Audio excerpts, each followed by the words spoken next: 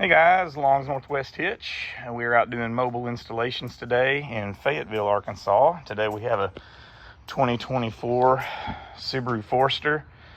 Really nice vehicle. We're putting a 7-way pre-wired plug on this vehicle because the customer has a Scamp single axle lightweight travel trailer she's putting behind it, and she needs a 12-volt auxiliary power source running through a 7-way RV plug so that the trailer mounted auto brake controller will work. Okay, well, she had the hitch put on at the Subaru dealership. I just wanted to point something out.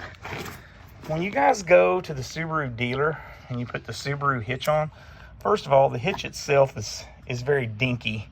It's just a regular 2-inch piece of square tubing with no collar reinforcement like most aftermarket trailer hitches have.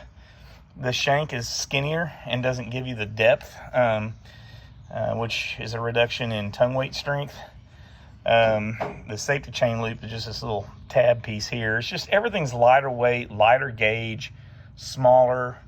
And then on top of that, they actually had to cut this big opening in the fascia and then put this trim piece on here to cover the edge up. The aftermarket ones, you don't have to trim that big old opening out from the rear bumper fascia. So, I mean, I guess if you're okay with the way that looks, then yeah. But that's an awfully big cutout piece there. There's the 4-way wiring harness that they put there, which now we'll have to upgrade that and either put the 7-way on the bottom of the bumper over here or put it up in the bumper face up here, whichever one's going to work. But not only is that kind of a chintzy deal, you can even see that safety chain bracket is kind of bent up on the driver's side. It's very lightweight and kind of dinky. And then the wiring harness, I want to show this. It comes, here's the 4-way wiring harness right here. And you can see they came out the bottom of the trunk pan where this rubber grommets at. We typically don't do that on a 4-way wire. We put the 4-way inside where it's out of the weather and the elements. But they came out the bottom here, which we'll have to do for the 7-way because the 7-way plug has to be externally mounted. But you can see here where it comes in here. Well, the spare wheel and tire comes down and smashes the wiring harness. Now, is that rubber tire going to smash those wires to where they're exposed? No. But they could do a better job by putting this down with some sort of a seal tape or something to hold that in one place instead of it being free inside here. It's just not good. They've mounted the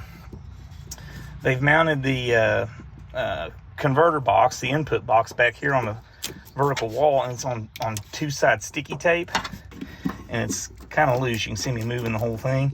Might be a good idea to put some screws in there to stabilize that.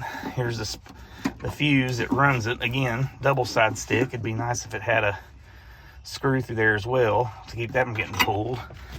And then this wire is just in here laying. Now, they wrapped this, see this foam stuff? This is designed to keep rattles to a minimum. Well, you're supposed to wrap it on the actual plastic because the plastic can rattle. So they should roll that up there. It's just, this is Subaru dealership quality of install, and it's substandard. You know, most people will say, well, let's take it to the dealership. You'll get it done the best way, possible. But guys, we would put this converter box right here back up in behind this panel or underneath the back here and tie that against the wall so that it doesn't interfere with the spare wheel and tire bay. Your wire harness would come up inside of here and be inside the trunk door. When you need to use it, you just unravel it, bring it right out the back, close the hatch right on it. It's not going to hurt it because of the weather stripping. You just don't want to be in front of the hatch latch. Now, that only works with 4-way wiring harnesses. If it's a 7-way, we do have to come out the bottom. But instead of going through the bottom of the spare tire base in there, we would find a different exit point so that we're not interfering with taking the spare in and out. And the hitch would go on the vehicle in a way that we don't have to cut a big old thing out in the fascia back there. So just because you take your Subaru to the dealership doesn't mean you're getting the best quality install. That's it. I'm happy that it's covered, but other than that, it's a very sloppy installation. There's not a single zip tie on that. They're relying on that two-sided sticky stuff. There's not a single zip tie on that whole install to keep things, you know, placed where you want them to stay. So anyways, just food for thought.